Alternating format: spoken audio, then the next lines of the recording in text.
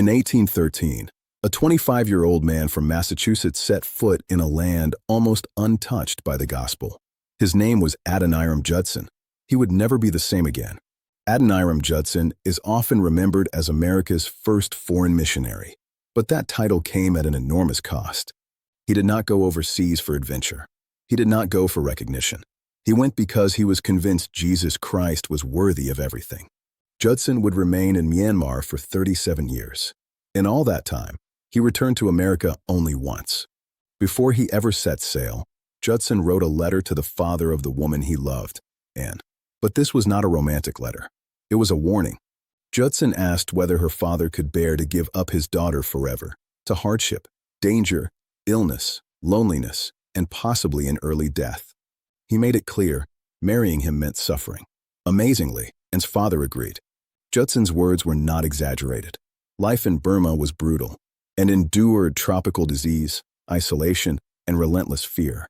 When Judson was falsely accused of being a British spy, he was imprisoned and tortured for 3 years. During that time, Anne lived in a small shack outside the prison walls so she could bring him food and see him whenever possible.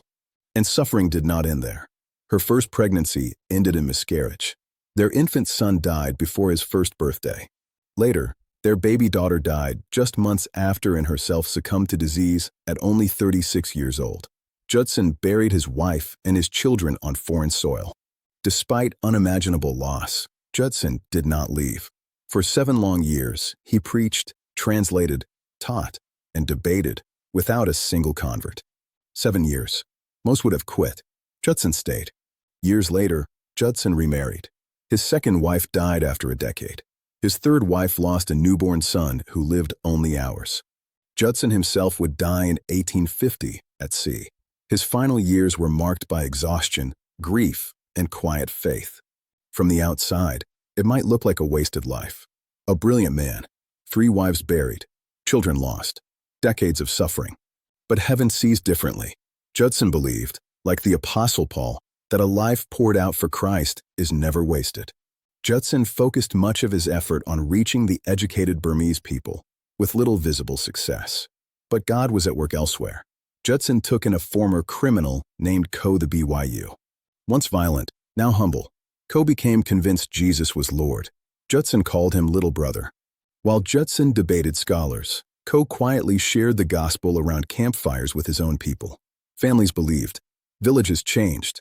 While it took Judson 7 years to see one convert, Ko led many to Christ. Within 12 years, over 1,000 Karen believers had been baptized. Judson's greatest legacy was not fame. It was faithfulness. He persevered through spiritual opposition, illness, and despair to translate the Bible into Burmese. In 1835, the first Burmese Bible was printed. Scripture had a voice in the language of the people. Judson may not have seen all the fruit of his labor, but God did, and God still does. A life surrendered to Christ is never wasted. If this story reminded you that obedience often costs more than we expect, take a moment to reflect. Jesus is worthy of a life poured out. If this encouraged your faith, like the video, subscribe to the channel, and share it with someone who needs perspective today.